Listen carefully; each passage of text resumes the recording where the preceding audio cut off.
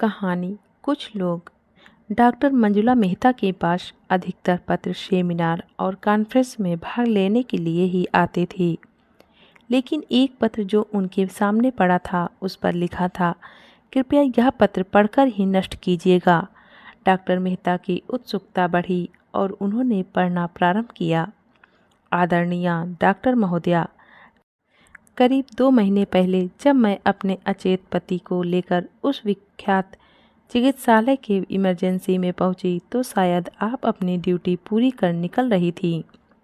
रात 8 बजे का समय रहा होगा। मैंने बिलखते हुए कहा, डॉक्टर साहब, मेरे पति को बचा लीजिए, मेरे साथ कोई नहीं है। तब आपने कहा था, मेरी ड्यूटी खत्म हो गई है, इस समय जो मेडिकल ऑफिसर हैं उनसे कहिए।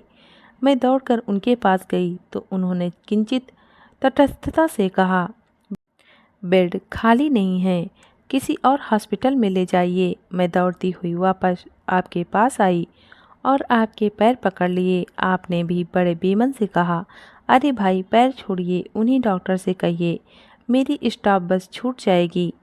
आप मुझे यूं ही बिलखती छोड़ चलने को ही थे कि मैंने कहा, डॉक्टर साहब, मेरे तो पति ही मेरे जीवन से छूट जाएंगे। मेरी यह बात सुनकर न जाने क्यों और क्या सोचकर आप वापस लौट आई। वास्तव में बेड खाली नहीं था। आपने स्ट्रेचर पर ही मेरे पति को देखना शुरू किया और बताया कि ये लकवे का शिकार हो गए हैं।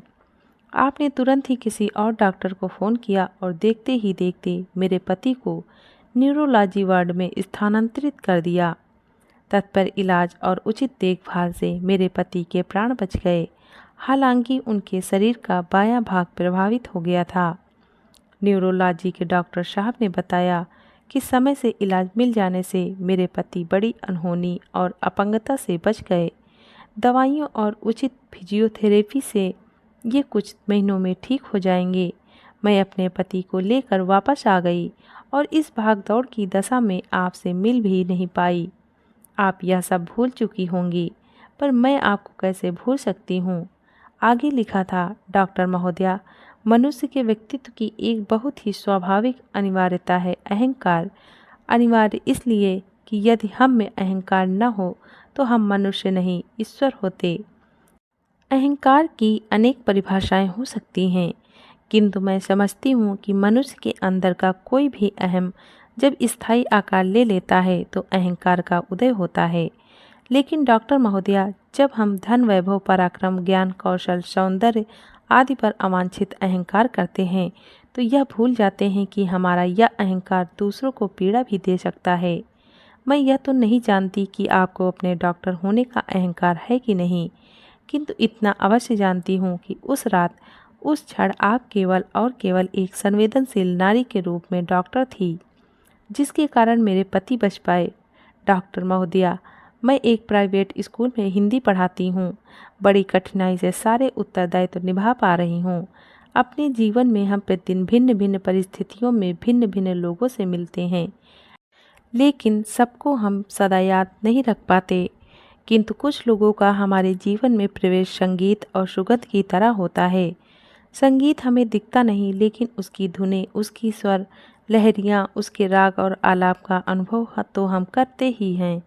जो लोग संगीत की तरह अपनी पहचान छोड़ जाते हैं वे हमें कभी विस्मृत नहीं होते, सदैव एक मधुर रागिनी की तरह हमारे जीवन में अपने होने का एहसास कराते रहते हैं।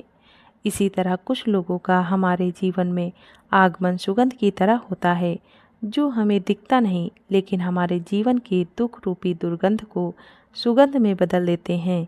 ऐसे लोग सदा साथ तो नहीं रहते, पर उनके सुगंध की परछाइयाँ हमेशा उनके साथ होने का स्मरण कराती रहती हैं। डॉक्टर महोदया, मेरे जीवन में आप भी संगीत और सुगंध की ही तरह हमेशा अपने होने का एहसास कराती रहेंगी। ईश्वर सदा आपके साथ रहें। पत्र पढ़कर डॉक्टर मंजुला सोचने लगी, अपने डॉक्टर होने के अहंकार से मैं भी तो अछूती नहीं। यह पत्र पढ़कर न जाने क्यों उनके मन का अहंकार भी पिघलने लगा।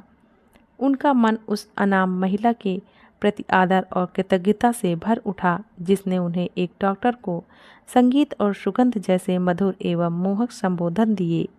वे सोचने लगी, और कौन हो सकते हैं ऐसे लोग। धन्यवाद।